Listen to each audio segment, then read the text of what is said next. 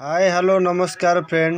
आज देखंतु आमर पखाल भात आउ ये हैला आमर कोबी आलू कषा आउ ये हैला आमर देसी खाद्य माछ पोड़ा आउ ये हैला चूना माछ चरचड़ी आउ ये तो बाकी लुण आउ पानी आपण माने जदि खाइबा को चाहुचंती ताहले जल्दी जल्दी एभली खाद्य बनेकी आपण माने खाइबे।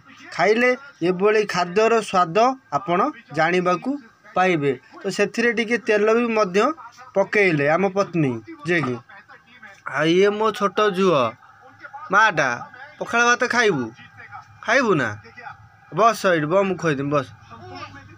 आपण माने जदि खाइबाकू चाहुचंती ताले आसंतु मोर ए वीडियो टिकी शॉर्ट वीडियो देखंतु, लाइक करंतु, शेयर करंतु, टिके सब्सक्राइब करिकी मते टिके आगु को नवा पाई टिके चेष्टा करी टिके दया करंतु।